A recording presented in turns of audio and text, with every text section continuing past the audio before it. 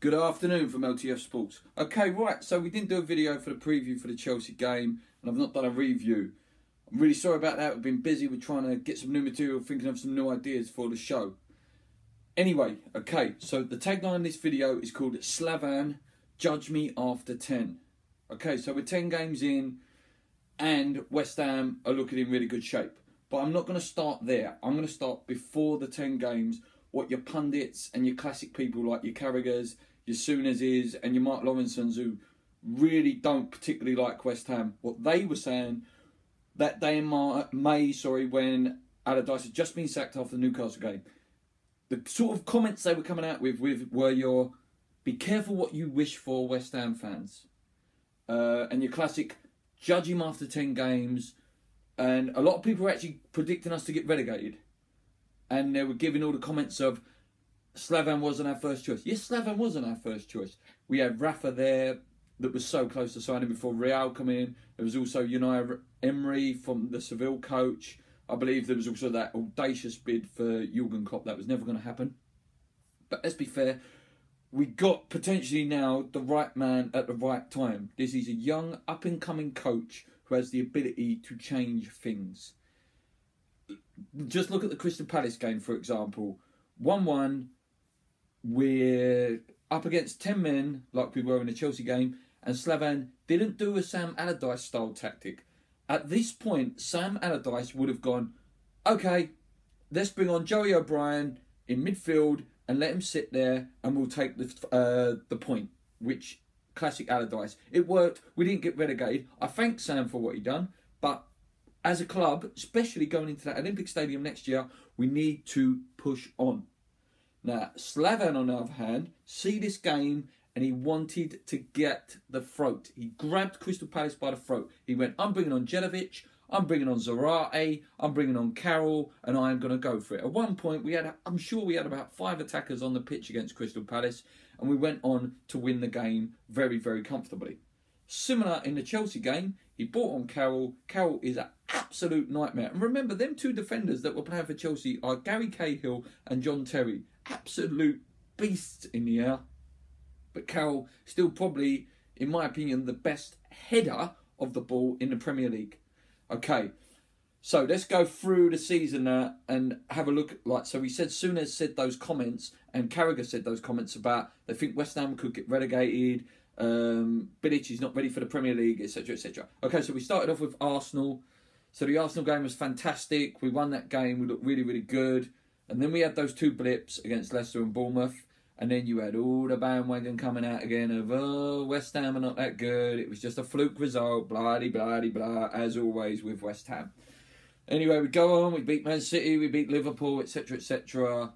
And we've gone on a lovely run. 7-win run. Not 7 wins, sorry. 7 undefeated run. Last time, remember, we did that, I think, was the Pardew era. When we'd just come up, we got to the FA Cup final that year.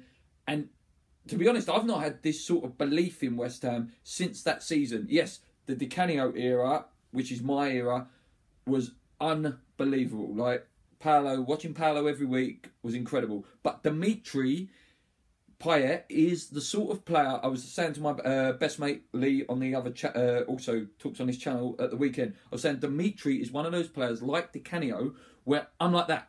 Every second I'm thinking, this man's on the ball, we're going to score. The last man to do that to me was either Di Canio or Carlos Tevez, had that same ability. Rafa Morrison at some points had that where it was like, ooh, what's going to happen next? And I love that. That, again, is part of the West Ham way, I suppose, that we love that little maverick who's got that little trick. Sometimes his passes go wayward, but that one that gets through is the killer pass. Okay, yeah, so we're 7 undefeated so far. We go into the Watford game hoping to make it 8, which would be brilliant. But, you know, typical West Ham will probably go and lose that game. I hope not. I really want us to push on now. I'm not jumping on that Champions League bandwagon yet. It would be incredible. It's one of those things I always say to my dad, and that is one thing in my lifetime I want to experience. I want to go to Barcelona. I want to go to Real Madrid and see my boys play. And can you imagine in the Olympic Stadium seeing your Messis, your Ronaldos? Would be incredible. Maybe we're not quite there yet. We're not quite ready for that. So anyway, Slav after 10 games. 3rd in the league, 2nd highest goal scorers in the league, playing some of the best football in the league. At defence, yeah, we're leaking a few goals here and there, but that's what happens when you play attacking football. Also, the people in front of me in my season ticket always have a joke with me. They turn around and they say, this attacking football is more nerve-wracking than anything, but it's exciting, and that's what it's all about. At the end of the day, football is an entertainment business. No, I want to go to West Ham and be entertained.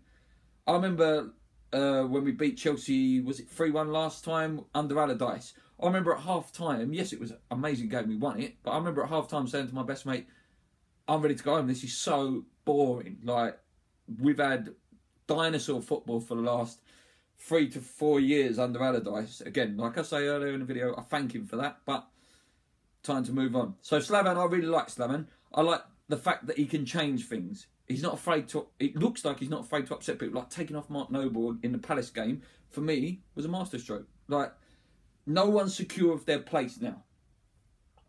I remember seeing the point that Moses couldn't play against Chelsea, and without looking at the team, it was like, oh, we're going to miss a real threat there because Moses has been fantastic since he's come. And it was like, oh, hold up a minute, Zarati's going to go in. And then Zarati bangs going. I'm a big fan of Zarati. I think he was very badly treated under Allardyce because he's not a Allardyce player, as they say. But Zarati is fantastic. Him, Lanzini, Payet and Saka up front is absolutely ruthless. Like, pace and everything. And you've got to think, Enner Valencia's got to go back in there.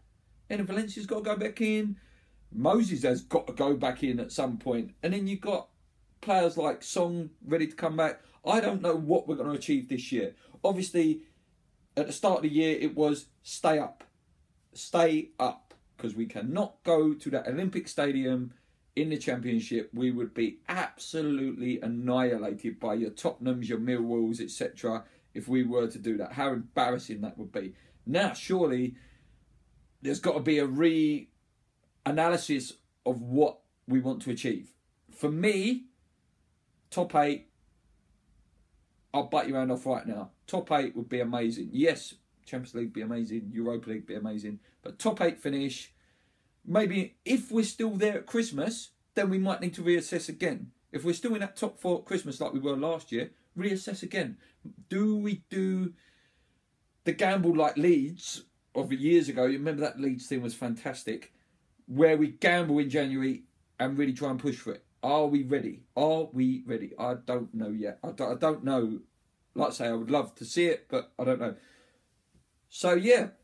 It's a good start for West Ham. I'm really happy. Like, I've never, over the last few years, actually gone to West Ham games and not been nervous. Honestly, the Chelsea game, when we went 1-1, I'm still thinking, we're going to win this game. We're going to win. A few years ago, that would have been, oh, here we go. We're going to shut up shop, try and hold on to the draw, and they're going to score like a 90th minute winner, like what happened so many times under Allardyce, because we sat back. No, now we try and go for it. We try and go for that win, which is brilliant. So, just one more thing on the old Slaven thing and the West Ham Mark Lawrenson thing. Like, Mark Lawrenson, mate, are you going to predict us to win this season? Because if you look at his Premier League table on the BBC website, West Ham will be sitting 18th, I think it is, on the results that he's picked. I think he's picked West Ham to win once.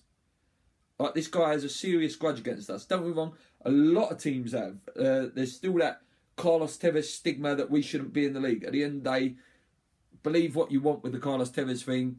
You play 38 games and Carlos Tevez didn't score till the last 10 games of the season. He was a no player until then. Yes, he was busy flying around, but he did not score a goal until that Tottenham game when we stayed up. So Mark Lawrenson, let's get over it, yeah? People like Souness need to get over themselves. West Ham are a club on the up, and for the good reasons. We've invested well. Our chairman's put their money where their mouth is, and I believe there's some real big things ahead. They've denied the takeover that's supposed to be happening. I believe that still will happen. Maybe not this year. I think they'll give us a year in the Olympic Stadium. Then we'll get taken over. Anyway, we will do another preview ahead of the Watford game. I'm off on half term because I'm a lazy teacher, so I don't work during half term. I like to relax. So I've got more time to make videos like this instead of walking news where the lighting's not very good. The lighting's obviously a lot better now. Okay, Lee Stone has been a little bit quiet with his videos. Again, he's planning some really good stuff at the moment because he likes to do your real topics, you know, that get you talking with your ticket prices, your England teams. If you can think of anything that you want Lee or myself to talk about, please leave it in the comments or on our Twitter feed at LTF Sports TV. Also on Facebook, LTF Sports TV. Give us some ideas, like what you want to hear. Like, we can only deliver what we think you want to hear. I know as a football fan what I like to hear and what I like to listen to, but let's hear what you want to hear. Keep sharing the love. We'll share the love back. Please like and subscribe. Please leave some comments. Yeah, if you like the previews, also, we're going to start that Sunday Club Q&A. Please start sending some questions in on Twitter. Share our stuff. Again, we love doing this sort of stuff. We're sorry that it's been a while since our last video. Again, been planning stuff, trying to sort out some new cameras and stuff that are on their way.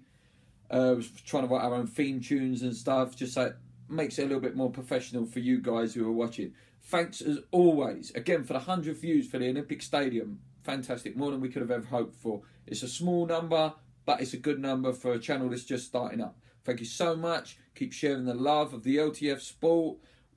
I will talk about any team you want, but for now, this video is for the West Ham fans. Boys, keep believing that Champions League dream can come true. Come on, you Irons.